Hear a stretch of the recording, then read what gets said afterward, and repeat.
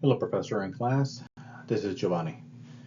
For today's presentation, I will identify four concepts and/or theories from other classes, two applicable to GPA and two applicable to PSML.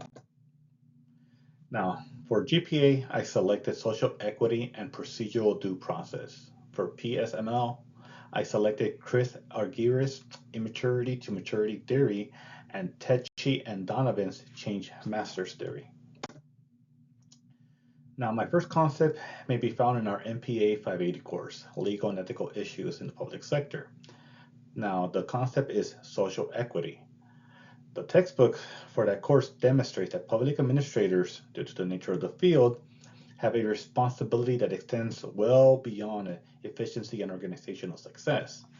Public administrators must incorporate the principles of social equity and uphold the tenets of fairness, justice, and equality for all involved.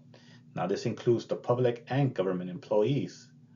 Unlike the private sector, government administration is bound by constitutional principles and is responsible for ensuring fairness in the development of public policy and the delivery of public services, which is what we do.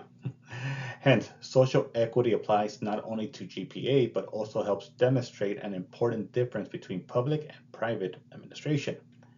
Now, for my second GPA concept, I chose procedural due process. Now, this may be found in our MPA 540 class, Human Resource Management for the Public Sector. Now, the textbook for that course goes straight into the point with constitutional law. It clearly states that under the 5th and 14th Amendment, the government cannot deprive any person of life, liberty, or property without due process of law. Now, this can include a government employee's right to continue employment, especially for permanent government employees who have certain protections.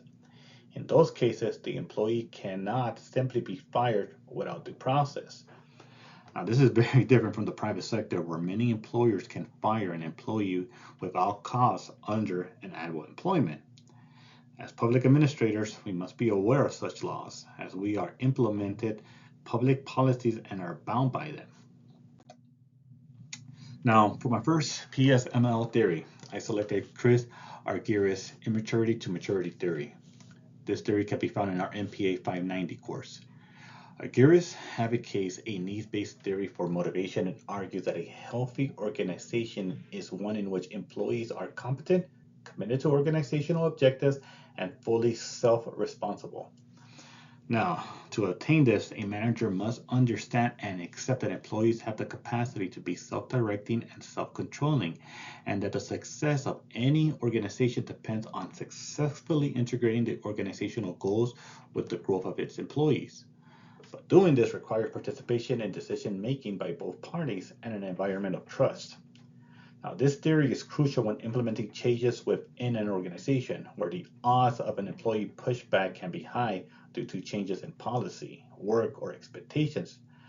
Now, depending on how the manager implements the change, employees may either be fully committed or hostile to it.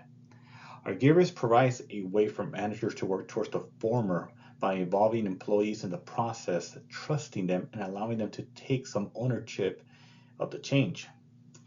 Now, my final theory comes from our MPA 520 course, Leadership and Management. It is the Change Master theory by Tetchy and Donovanna. Now, the theory identifies two distinct styles of implementing change in an organization, managerial and transformational. Now, their view is that transformational leaders are rarer and more important to an organization's success than managers who they say are more commonplace. Now, according to their theory, when an organization undergoes change, a transformational leader should proceed through three stages. Those stages are recognizing the need for revitalization, creating a new vision, and institutionalizing the change. Now, their theory breaks down those stages as follows. In the first stage, it simply recognizes that change is needed. In the second stage, a leader must ensure that the changes, or as they call them, new ways of doing business, are contemplated, refined, rehearsed, and widely articulated. Now, in other words, a leader must provide directions for where the organization needs to go. Finally, the third stage is institutionalizing the change by putting in place the appropriate structure, process, and incentives to make it part of the organization. Now, the benefit of this theory for any PSML question involves organizational changes is that it provides a roadmap for that change. That roadmap involves recognizing why the change needs to happen, developing a vision for it, and finally putting it into practice. Now, the concepts for social equity may be found in our MPA 580 textbook, The Ethics Premier for Public Administrators, 3rd edition, Chapter 10, page 182. The concept for procedural due process may be found in our MPA textbook, Human Resources Management in Public Sector, Paradoxes, Processes, and Problems, 7th edition, Chapter 2, page 72. Now, Chris Eric's Immaturity to Maturity theory can be found in our MPA course, Organizational Theory for Public Administrator, in the textbook Organizational Theory and Public Management, Chapter 13, page 316.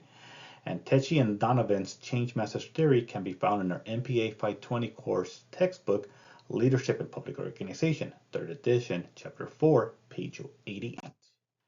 With that, this brings an end to my presentation. Thank you all. Can't wait to see your presentations and cannot wait to meet you in person at graduation. God bless. Bye.